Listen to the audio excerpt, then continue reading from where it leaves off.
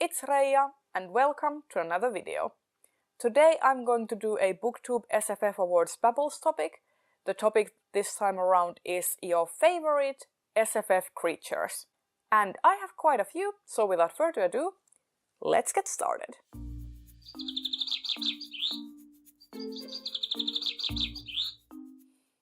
The first creature on my list is pretty much all of the creatures in Delicious in Dungeon series by Ryoko Kui, but especially the mimics and the treasure insects. Ryoko Kui has this fascinating way of taking really traditional like fantasy creatures like orcs, mimics, living armor, like things you'd expect to come up in a D&D campaign or a video game. And they take these creatures and do their own spin on them. For example, these treasure insects are like bugs that mimic treasure and thus prey on hapless adventurers who are greedy for gold and such. And mimics are actually like these crab, like lobster-like beings that inhabitate chests and various other like items that are strewn about the dungeon. And Ryoko Kui just has this fantastic way of making these creatures both terrifying and humorous, and I really like all of the takes that they do with this comic and with the monsters in them. They are truly like inspiring and fun. The next creature on my list is the Tea Dragons from Tea Dragon Society by Katie O'Neill. I just love how cute they are, and like who comes up with a concept such as a tea dragon, a small dragon that grows tea leaves on their body that can be harvested and brewed into tea. It's like, I couldn't come up with stuff like that. It is like inspiring and fantastic and cozy and wonderful and also cute. So what's not to love? Next creature I have is the Direwolf from A Song of Ice and Fire by George R.R. Martin. And this is due to the fact that I just like wolves and canine animals in general, but direwolves are like huge. They're like the saber-tooth versions of like wolves. You could probably ride one. They're also kind of magical because skin changers and wargs can bond with them and actually live through the eyes of the direwolf, and that I think is really kind of epic. So the direwolves in A Song of Ice and Fire are definitely on my list of favorite creatures. The next one I was kind of hesitating on putting on this list, because when I think of creatures, I tend to think of things that are non-human and possibly also things that are not sentient or sentient in a way that humans are. But I had to put these on this list, and they are the Raksha from the Book of Raksha by Martha Wells, and these are the main characters, the main race that the stories in that book series are told through, and they are very much like, they have human intelligence and they are kind of anthropomorphic, so they are reptilian, but they also have like humanoid features and culture and such.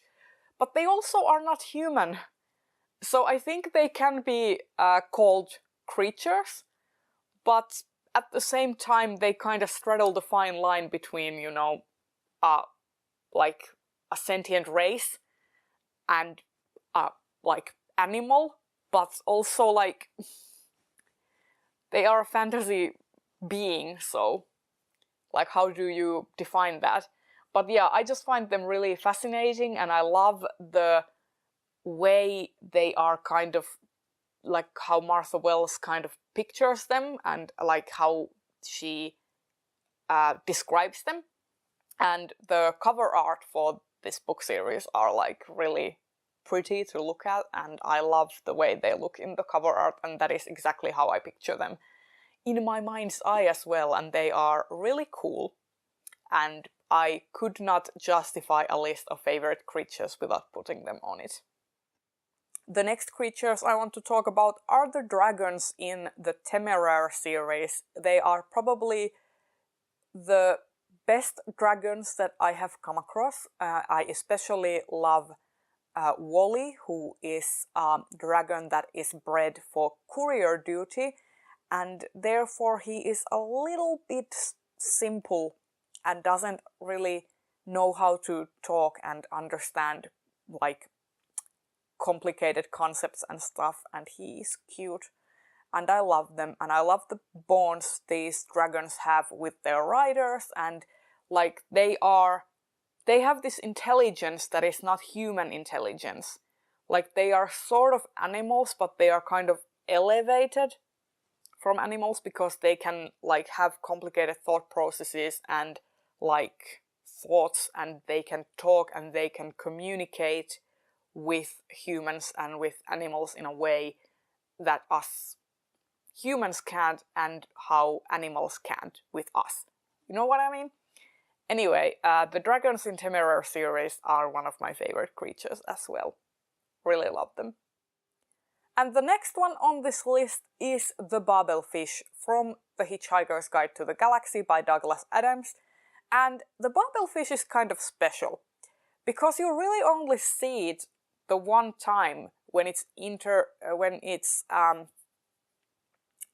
put into the main character's ear to interpret all of the alien languages, because the babblefish will eat your brainwaves, and then when it excrements, that will translate the speech you hear into your own language.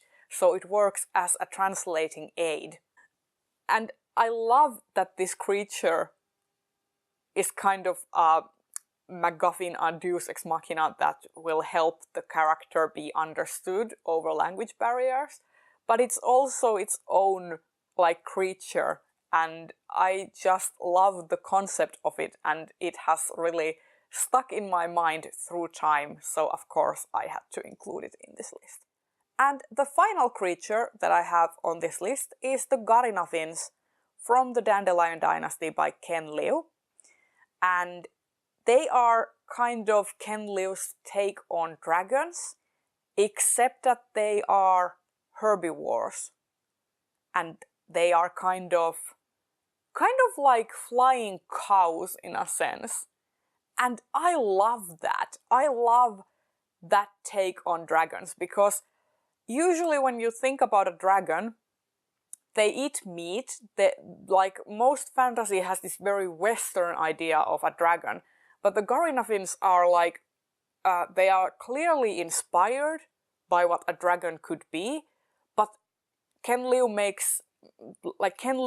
does his own take on the dragon and makes it something completely different, and I still like vividly can picture how they look like and how they are in comparison to humans, like how they scale up and how they move. And I even though I read those books like almost a year and a half ago, I still like vividly can picture those creatures, and I like that.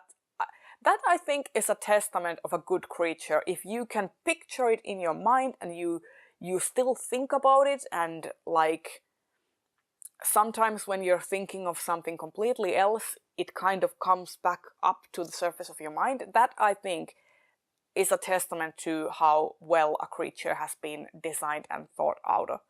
And yeah, that is true for all of the creatures on this list. And there you have it. I hope you enjoyed this video. If you did, please consider giving it a thumbs up and subscribe to my channel if you want to see more videos like this. I will see you in the next one. Bye bye!